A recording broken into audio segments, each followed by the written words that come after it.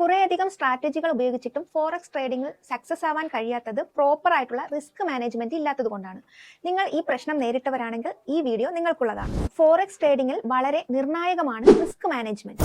ഇത് എഫക്റ്റീവായി മാനേജ് ചെയ്ത് കഴിഞ്ഞാൽ നിങ്ങൾക്ക് നിങ്ങളുടെ പ്രോഫിറ്റ് സേഫ് ആക്കാനും ലോങ് ടൈം പ്രോഫിറ്റ് ഏൺ ചെയ്യാനും സാധിക്കും. അതിനുവേണ്ടി എന്തൊക്കെ കാര്യങ്ങൾ ശ്രദ്ധിക്കാമെന്ന് നോക്കാം. First one, position size. ഒരു ട്രേഡ് നിങ്ങൾ ഇടുമ്പോൾ ക്യാപിറ്റലിന്റെ എത്ര പെർസെന്റേജ് റിസ്ക് എടുക്കുമെന്ന് നിങ്ങൾ നിശ്ചയിക്കുക. രണ്ട്, സ്റ്റോപ്പ് ലോസ് ഓർഡേഴ്സ്. ഒരു ട്രേഡിൽ നിങ്ങൾക്ക് സ്വീകരിക്കാൻ കഴിയുന്ന പരമാവധി നഷ്ടം നിർണ്ണയിക്കാൻ സ്റ്റോപ്പ് ലോസ് ഓർഡർ സ്വീകരിക്കുക.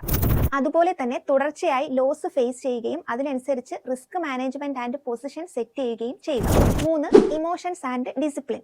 നിങ്ങൾക്ക് ഒരു റിസ്ക് മാനേജ്മെന്റ് പ്ലാൻ ഉണ്ടായിരിക്കണം. ഒരിക്കലും നിങ്ങളുടെ ഇമോഷൻസ് ട്രേഡിംഗിൽ അപ്ലൈ ചെയ്യാൻ പാടില്ല. അങ്ങനെ ചെയ്താൽ ഒരു വലിയൊരു നഷ്ടം തന്നെ നിങ്ങൾ നേരിടേണ്ടി വരും. അഞ്ച്, use of risk management tools. Forex trading പ്ലാറ്റ്ഫോമിൽ ധാരാളം റിസ്ക് മാനേജ്മെന്റ് ടൂൾസുകൾ ലഭ്യമാണ്. അവ മാക്സിമം യൂസ് ചെയ്ത് റിസ്ക് മാനേജ്മെന്റ് ചെയ്യാവുന്നതാണ്. ഇതുപോലെ ട്രേഡിംഗ് റിലേറ്റഡ് ആയ കാര്യങ്ങൾ വളരെ സിമ്പിൾ ആയിട്ട് മനസ്സിലാക്കുന്നതിന് വേണ്ടി ഞങ്ങളുടെ പേജ് ഫോളോ ചെയ്യുക.